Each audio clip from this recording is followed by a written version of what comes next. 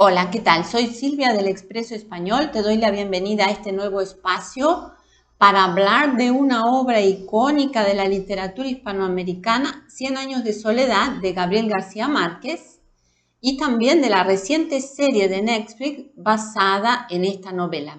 Pero esto no va a ser ni un análisis literario ni una crítica de cine. Mi objetivo es ofrecerte algunas orientaciones para que puedas aprovechar esta obra, ya sea leyendo el libro o disfrutando de la serie, como una herramienta para mejorar tu español, acelerar tus resultados, nuevas formas de enriquecer tu aprendizaje. Así que si te interesa este tema, quédate conmigo hasta el final.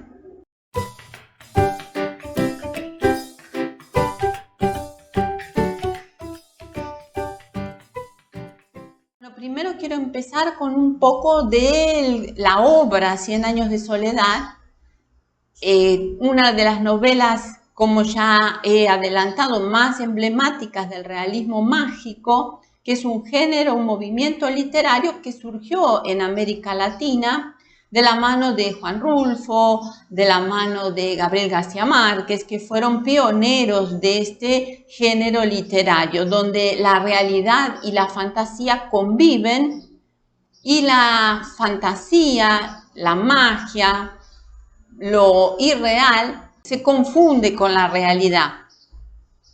Y aunque es una obra, aunque Cien años de soledad es una obra fascinante, muy bien escrita por Gabriel García Márquez, no es de una lectura fácil, especialmente para estudiantes de nivel intermedio o avanzado.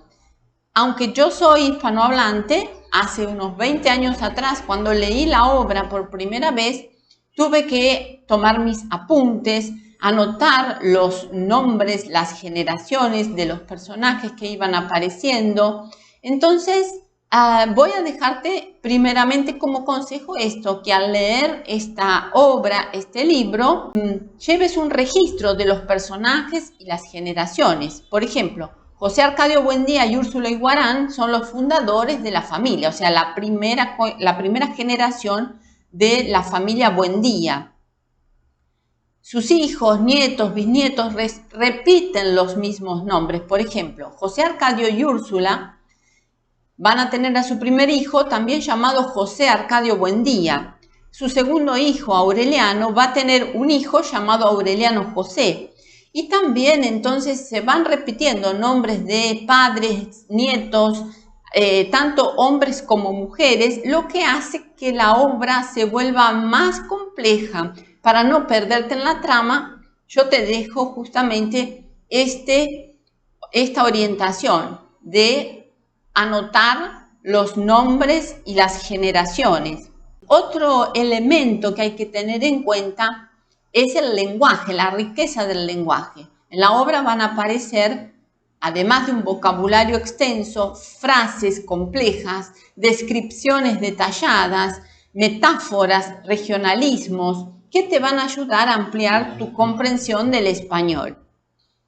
Familiarizarte también con el género del realismo mágico, que como ya dije mezcla elementos fantásticos con la realidad cotidiana.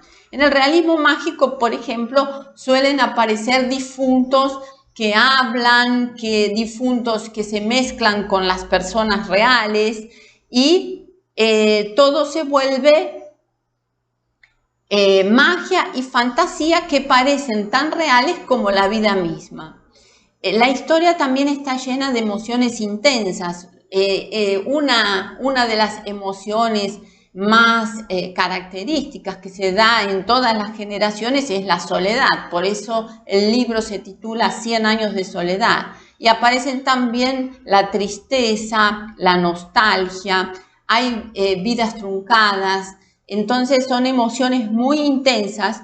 También hay un marco político, social muy interesante, como por ejemplo la guerra entre liberales y conservadores, y todo este contexto precisa ser entendido, aunque existe mucho de ficción. El pueblo Macondo, donde transcurre la mayor parte de la trama, es un pueblo ficticio.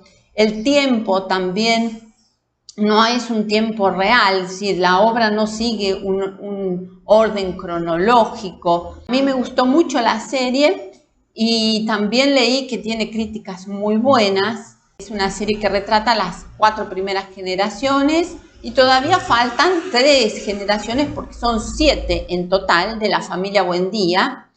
Uno de los requisitos de los hijos del autor, Gabriel García Márquez, que ya está fallecido, fue justamente que se respetara la obra original. Entonces se ha conseguido conservar con bastante detalle la obra original. Durante mucho tiempo, Gabriel García Márquez recibió propuestas de llevar 100 años de soledad al cine, pero él no las aceptó porque consideraba que la riqueza del libro era difícil de capturar en una película. Finalmente este proyecto se concretó a través de Netflix con un equipo que entendió profundamente la cultura colombiana, es decir, que era otro de los pedidos del autor, que fuera grabada en Colombia por colombianos, en fin. La historia comienza con el casamiento de José Arcadio Buendía y su prima Úrsula Iguarán contra la voluntad de los padres de ella. Además, como es característico del realismo mágico, envuelto en una serie de presagios, de supersticiones, que por ser ellos primos iban a tener hijos o descendencia con cola de cerdo, y obviamente faltan unas 3 generaciones que esperamos ver en la próxima entrega. ¿Qué puedes hacer como estudiante? Bueno, si estás estudiando español, te recomiendo explorar esta obra de 2 formas. Primero, leer el libro, que es un desafío, siguiendo los consejos que te di, anotando, teniendo en cuenta la riqueza de vocabulario, buscar palabras en el diccionario, etc. Y acompañar, ahora que está la serie también, la primera temporada, porque los diálogos te permitirán practicar mientras escuchas, ¿sí?, esta fascinante historia. Si quieres más detalles sobre 100 años de soledad y otras obras increíbles de la literatura hispanohablante para mejorar tu español, puedes visitar mi nueva página de libros y materiales recomendados. Encontrarás opciones adaptadas y a todos los niveles. Voy a dejarte aquí el acceso a esta página, pero también me encantaría saber tu opinión, si has leído ya 100 años de soledad, si has visto la serie, qué te pareció. Déjame tu comentario, o si crees que puedo ayudarte, contáctame directamente por WhatsApp.